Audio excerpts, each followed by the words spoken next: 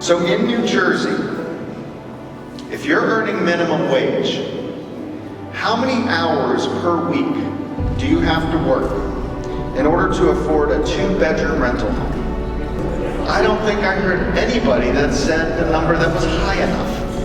130. I think that's 3.3 full-time jobs.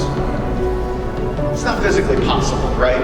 Overall, there's an estimated 550,000 people experiencing homelessness on any given night in America.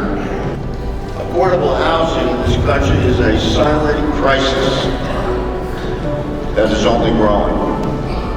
So as I mentioned, today we are here to say with a unified voice and resounding voice that opportunity starts at home.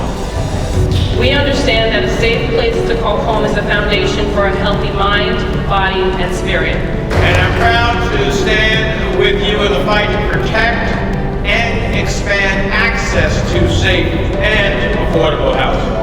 The lack of affordable housing in New Jersey and across the United States is terribly harmful to our economy and the livelihood of our citizens. When people don't have opportunity, instead have barriers, how can we expect them to be self-sufficient or even survive? So having a stable environment to call home helps children concentrate better. They can learn, they can dream, they can be inventive, they can be curious about the world. Children who come from families with housing challenges are more likely to have poor nutrition, more likely to be absent from school, they're more likely to drop out, they're more likely to fall into the drug culture, and most likely to be incarcerated. Housing is healthcare. In April 2018, I was diagnosed with postpartum depression. I believe that postpartum depression was exacerbated and may have been avoided if I had all my basic necessities, housing being one of them.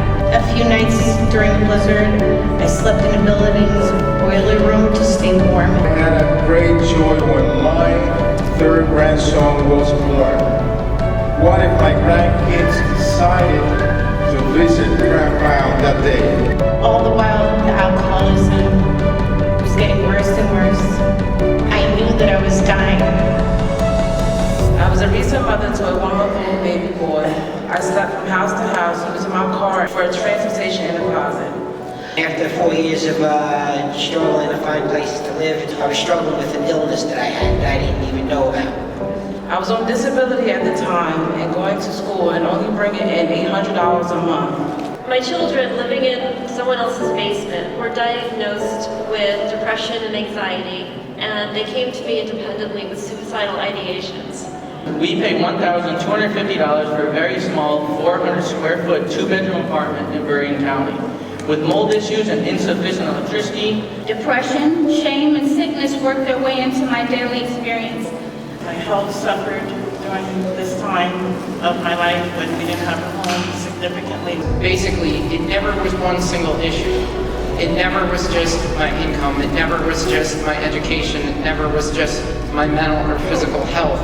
That was all part of a spiral. The cost of housing is cheaper on society than the effects of having housing, as I mentioned, in the long-term devastation. My friends, this is like a down payment.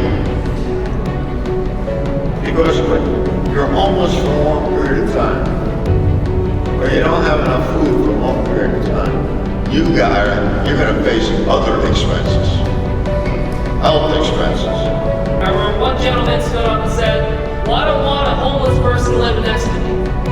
And then my boss, John Donahue, stood up and he said, well, look, if they're living next to you, they're not homeless. We all deserve a place, regardless of who you are, and what you are, what's your color. When it comes to housing, there should be no judgment. Being homeless or not having housing or having relatives, nothing to be ashamed about.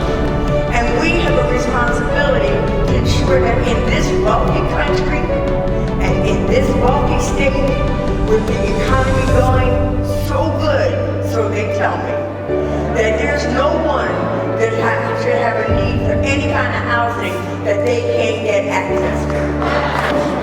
Without this program, I don't know where I would be. Probably sleeping on a bunk bed trash, or maybe even in a dumpster or beside it. People look at the homeless as though we're lesser. We're not lesser, we're just living with less. Being in a home that you can't afford is almost as hard as you're forced to buy the cheapest food you can find, put off medical and dental needs, and pray your tank of gas will make it until payday.